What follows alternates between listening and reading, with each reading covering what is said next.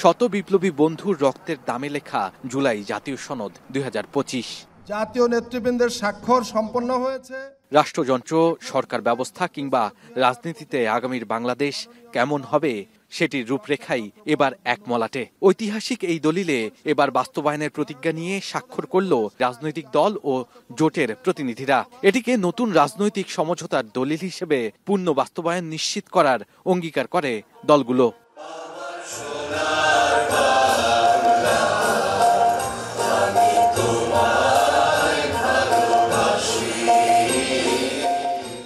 শুক্রবার বিকেলে জাতীয় সংসদের দক্ষিণ প্লাজায় জাতীয় সঙ্গীতের মধ্য দিয়ে শুরু হয় ঐতিহাসিক জুলাই সনদ স্বাক্ষর অনুষ্ঠান।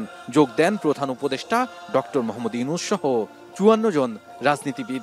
উপস্থিত ছিলেন গেল ৮ মাসে রাজনৈতিক দলগুলোর সাথে আলোচনার টেবিলে বসা ঐক্যমত্য কমিশনের সহসভাপতি আলী রিয়াজ সহ দেশের বিশিষ্টজনেরা। রাজনীতিতে মত পার্থক্য না থাকলে তা গণতান্ত্রিক হয় না। মতের পার্থক্য থাকবে, পথের পার্থক্য থাকবে, কিন্তু এক জায়গায় ঐক্যবদ্ধ হতে হবে। আমরা যে কোনো ধরনের স্বৈরতন্ত্রের বিরুদ্ধে ঐক্যবদ্ধভাবে সবাই দাঁড়িয়ে থাকব। জুলাই সনদের সই শেষে প্রধান উপদেষ্টা ডক্টর মোহাম্মদ ইউনূস বলেন, এর মাধ্যমে নতুন বাংলাদেশের সূচনা হলো। সারা পৃথিবীর জন্য উদাহরণ হয়ে থাকবে এ দলিল। দেশের আনাচে কানাচে যে তরুণরা জুলাইয়ে জীবন দিয়েছে, সেই তরুণরাই নতুন বাংলাদেশ গড়বে বলে আশা প্রকাশ করেন তিনি। যেই উদাহরণ আমাদের দেশের রাজনৈতিকবৃন্দ সৃষ্টি করেছেন, সেটা দেশের জন্য তো বটেই, সারা পৃথিবীর জন্য উদাহরণ হয়ে থাকবে। আমি তাদেরকে আবারও মোবারকবাদ জানাই এই কাজটি করার জন্য, দেশকে অনেক উচ্চে নিয়ে যাওয়ার জন্য। বহু উচ্চে নিয়ে গেছেন তারা। প্রধান উপদেষ্টা আরো বলেন, জুলাই সনদ পাঠ্যপুস্তকে অন্তর্ভুক্ত করা হবে।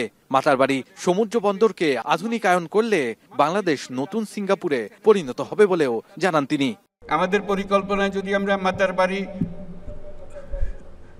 কক্সবাজার সবকিছু মিলিয়ে, মহেশখালী সবকিছু মিলিয়ে আমরা যদি একযোগে বন্দর উন্নত করি, তাহলে পুরো এলাকা নতুন সিঙ্গাপুরে পরিণত হবে। এটা নির্ঘাত পাঠ্যপুস্তকে থাকবে।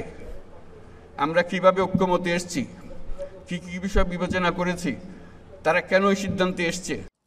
গত ফেব্রুয়ারি থেকে জুলাই পর্যন্ত সময়ে ২ পর্বের আলোচনায় ৮৪টি সংস্কার প্রস্তাবে ঐক্যমত্য ও সিদ্ধান্ত হয়। জুলাই জাতীয় সনদের ৩টি ভাগের মধ্যে প্রথম ভাগে আছে জুলাই সনদের পটভূমি, দ্বিতীয় ভাগে ৮৪টি সংস্কার প্রস্তাব এবং তৃতীয় ভাগে আছে সনদ বাস্তবায়নের ৭ দফা অঙ্গীকারনামা। এনসিপি সহ ৫ রাজনৈতিক দল ছাড়া সবাই এই জুলাই সনদে স্বাক্ষর করে।